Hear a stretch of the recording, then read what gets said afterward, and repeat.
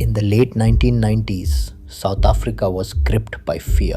Women were disappearing, bodies were being found, and the killer wasn't breaking into homes or chasing victims in dark alleys. He was calm, he was polite, and he introduced himself as someone who wanted to help. His name was Moses Sithole.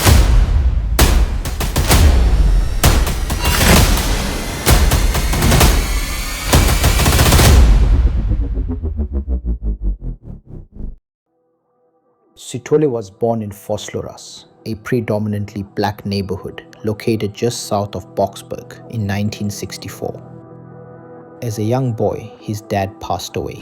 During his later childhood, his mother left him and his 4 siblings at a police station. Previously, she told him to always avoid indicating to the officers that she was their mother. They were placed in an orphanage in Benoni and subsequently moved to KwaZulu-Natal. Alleging abuse, Sithole fled after 3 years and lived with his older sibling, Patrick. After a certain period, Patrick relocated to Venda and Sithole sold their home without consent. Subsequently, Sithole held several low-skilled positions in agricultural fields and gold mines near Johannesburg. He enjoyed assisting street kids and brought several runaways back to their families. He was also regarded as charismatic and a womanizer. The next year, during his criminal activities, Sithole started a relationship with a 17-year-old girl in Boksburg, Sibongile Nkosi, whom he abused. In February 1989, he assaulted Buyiswa Swakamisa and intimidated her with a panga, a South African cutting tool. Months later, Swakamisa spotted Sithole outside her new job and contacted the police. In a highly unprofessional act, officers compelled Sithole and Swakamisa to occupy the back seat of a police vehicle while transporting them to the station. Throughout the journey, Sithole repeatedly shouted insults at Swakamisa, claiming that he ought to have killed her. Sithole received a 6-year prison sentence. During his time in prison, he encountered a woman named Martha, last name undisclosed, who was visiting a family member, and they started exchanging letters. Sithole was ultimately freed in 1993 due to good behavior, and he relocated to Pretoria with Martha and her family. In July 1994, when Martha was 5 months into her pregnancy with Sithole's child, Sithole enticed 18-year-old Maria Monama to Cleveland. His lure, similar to all the subsequent killings, was a clerical position in a fictitious organization called Youth Against Human Abuse. After assaulting and choking Monama with his own hands, Sithole inscribed 3 messages on her body. She, a beach. I am no fighting with you, please. And we must remain here until you comprehend. These messages are thought to have been aimed at law enforcement, and with each murder, Sithole envisioned himself avenging Swakamisa for informing on him. By autumn, 4 women were discovered strangled in Cleveland, a 5th in Pretoria, and a 6th in Boksburg. One of them was Amanda Tate, Sithole's mistress, whose funeral was attended by him. Nevertheless, law enforcement apprehended another individual, David Selepe, after an ATM surveillance footage captured him taking out cash with Tate's credit card. Selepe was subsequently shot by police while allegedly directing officers to the location of Tate's murder, and the investigation was deemed closed. Sithole's child was born on December 5th, 1994. Months after the birth of their child, Martha and Sithole parted ways. Sithole lost his home and began sleeping at train stations. After that, more women were discovered murdered at a rising rate in Pretoria, mainly in the Attridgeville area, and Boksburg, consistently near a railway. The police maintained that they continued to consider Selepe as the Cleveland murderer, but they were unable to dismiss a link to the recent killings. The media referred to the series of crimes as the ABC murders, named after the initials of Attridgeville, Boksburg, and Cleveland, and questioned whether they were all perpetrated by the same assailant, thereby absolving Selepe. Mickey Pistorius, the first profiler in South Africa, was assigned to the case. She concluded that the Cleveland murders were carried out by two distinct killers, one of whom also committed the more recent murders in Pretoria and Boksburg. Due to ongoing concerns over a potential wrongful accusation against Selepe, Pistorius asked former FBI profiler Robert Ressler to review the evidence and reassess her profile.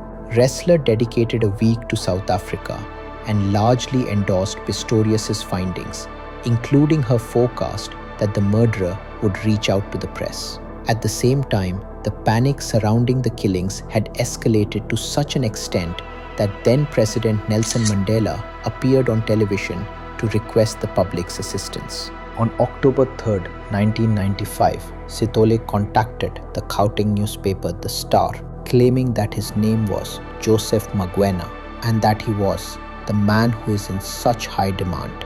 He subsequently provided them with an extensive interview, during which he took responsibility for nearly all the murders, but rejected any involvement in those carried out in Cleveland. He maintained that he was not accountable for the deaths of 2-year-old Sibusiso Langamandla and his mother, asserting that he cared for children. Sithole stated that he despised women because he was jailed after being falsely accused of rape by one. To demonstrate that he was indeed the murderer, he concluded the interview with hints regarding the whereabouts of a hidden victim. Simultaneously, the authorities discovered that all the recognized victims disappeared after being presented with a job opportunity by an individual. They examined a phone number frequently dialed before their vanishing, which was linked to Sithole's sister. Upon discovering that Sithole's background corresponded with information provided during the Magwena interview, it was declared that Sithole was sought for the murders and his photo was made public. Sithole contacted his brother-in-law and informed him that he required a firearm for his safety. They consented to gather at a factory where the brother-in-law was employed in Benoni, and the man promptly notified the authorities afterward. The police deployed an undercover agent, Francis Mulovezi, who pretended to be a newly hired security guard. Upon Sithole's arrival, he inquired about his brother-in-law. The other guards, unaware of the operation, instructed Mulovezi to fetch him. Mulovezi stayed at his position as he wanted to keep an eye on Sithole. Sithole, feeling suspicious, ran away while Mulovezi pursued him into an alley. Mulovezi declared his position as a police officer and discharged 2 warning shots, but Sithole assaulted him with an axe, injuring his hand. As a consequence, Mulovezi fired at his leg and abdomen. Sithole was subsequently detained and taken to a hospital where he remained in critical condition for 2 days. Once he had recovered, he declined to provide a statement until a woman officer came to see him. Sithole subsequently asserted that he had carried out more than 10 murders, detailing several of them while he masturbated. Sithole was officially accused of 38 counts of murder. During his time in remand, Sithole consented to participate in a recorded interview with an inmate, believing it would be sold and that his share of the proceeds would be provided to his daughter.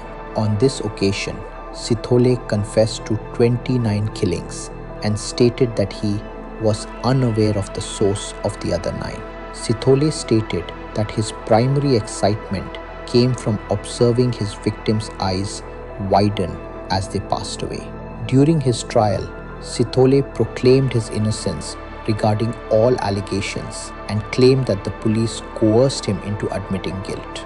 On December 4, 1997, Sithole was convicted of 38 murder charges, 40 rape charges, and 6 robbery charges, receiving a prison sentence of 2,410 years without the chance of parole for 930 years. Sithole is presently serving his time in the C-Max unit of Pretoria Central Prison, the most secure section in all of South Africa.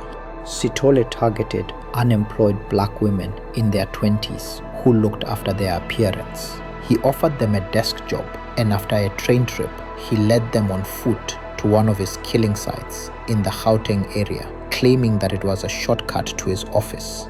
Once there, he told them that he had been had by a woman and that he was going to rape and kill them unless they defeated him. He would then bind their hands, undress them, rape them more than once, and strangle them in the location. He strangled the first victim with his own hands and the rest with a ligature taken from the victims themselves, mostly their own panties, but sometimes also belts, shoelaces, and purse handles. The last victims were strangled with a garrote made with their clothing and a stick.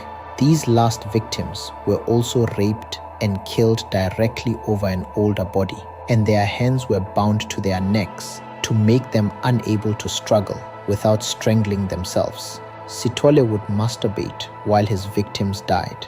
Afterwards, he covered their faces with their own clothing and weighed the clothes down with stones.